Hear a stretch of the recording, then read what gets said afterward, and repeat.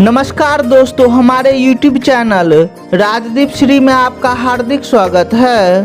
और मैं हूं राजदीप श्री और आप देख रहे हैं राजदीप चैनल। और आज हम बात करेंगे कन्याकुमारी शक्तिपीठ के बारे में। कहा जाता है कि कन्याकुमारी का विवाह भगवान शिव से होने वाला था।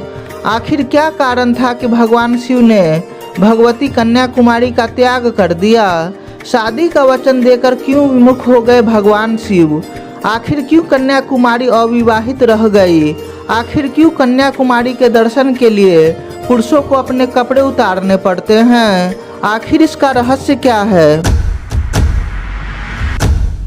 पौराणिक कथा के अनुसार बानासुर ने घोर तपस्या कर भगवान शिव को प्रसन्न कर लिया और भगवान शंकर से अमरता का वरदान मांग लिया। शंकर जी ने कहा, कुमारी कन्या के अतिरिक्त तुम्हें कोई नहीं मार सकता। तुम अजय हो, तुम्हें कोई पराजित नहीं कर सकता। भगवान शिव से वरदान प्राप्त कर बानासुर ने घोर उत्पात मचा दिया। देवताओं पर भी उसने विजय प्राप्त कर लिया। इतना ही नहीं, देवलोक में उसने आतंक मचा दिया।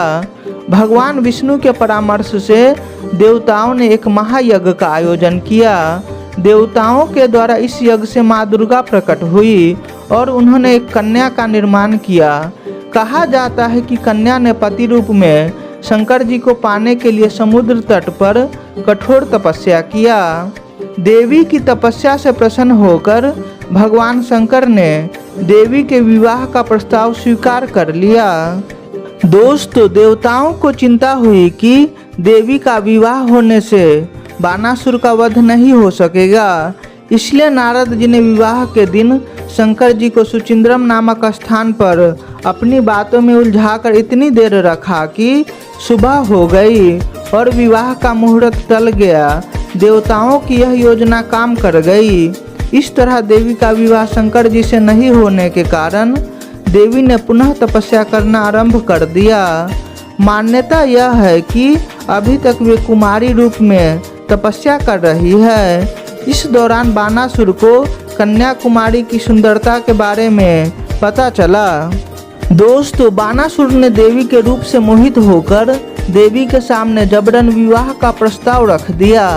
देवी ने बानासुर के विवाह के प्रस्ताव को मना कर दिया। उसके बाद देवी और बानासुर में भयंकर युद्ध हुआ और देवी के हाथों बानासुर का अंत हुआ। मान्यता यह है कि जब शिव और कुमारी का विवाह अधूरा रह गया तो जो भी वहां विवाह के लिए तैयारी की गई थी वो सब रेत में बदल गई। प्रचलित कथा के अनुसार देवी का विवाह संपन्न नहीं होने के कारण बचे दाल चावल कंकर बन गए। इस कारण इस मंदिर में पुरुषों को अपने कमर से ऊपर के कपड़े उतारने पड़ते हैं।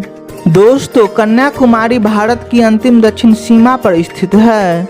इनके पूर्व में बंगाल की खाड़ी, पश्चिम में अरब सागर और दक्षिण में हिंद महासागर है। तीनों ओर से समुद्रों का संगम होने के कारण यह स्थान तीर्थ बन गया। इसकी महिमा का वर्णन महाभारत काल में मिलता है। कहा जाता है कि समुद्र तट पर स्थित कन्याकुमारी में जाकर स्नान करने से मनुष्यों के सभी पाप कट जाते हैं। दोस्तों, अश्विन नवरात्र, चैत्र पूर्णिमा, आषाढ़ अमावस्या, अश्विन अमावस्या, शिवरात्रि आदि पर्वों पर विशेष उत्सव होते हैं। विशेष उत्सवों पर देवी का हीरों से श्रृंगार किया जाता है। रात में देवी का विशेष श्रृंगार किया जाता है। मंदिर के उत्तर दिशा में भद्रकाली का मंदिर है। ये कन्याकुमारी की सखी मानी जाती है। कन्याकुमारी 51 शक्ति पीठों में एक पीठ है। यहाँ देवी सती का पृष्ठभाग गिरा था। यहाँ की देवी नारायणी तथा भैरव स्थानु है। दोस्तों, यहाँ समुद्र तट पर एक बावली है जिसका जल अत्यंत मीठा है। भक्त इस बावली जल से भी स्नान करते हैं। इसे मांडुक तीर्थ भी कहते हैं। देवी के दर्शन के बाद भक्त यहाँ विवेकानंद शिला पर स्थित विवेकानंद जी का भी दर्शन करते हैं। यह शिला समुद्र में मंदिर से थोड़ी दूर पर है। कहा जाता है कि स्वामी विवेकानंद इसी शिला पर बैठकर दिव्य ज्ञान प्राप्त किए थे। महर्षि गौतम के शाप से इंद्र को यही मुक्ति मिली थी और वे शुचि अर्थात पवित्र हो गए। इसलिए इसे सुचिंद्रम के नाम से भी भक्त जानते हैं।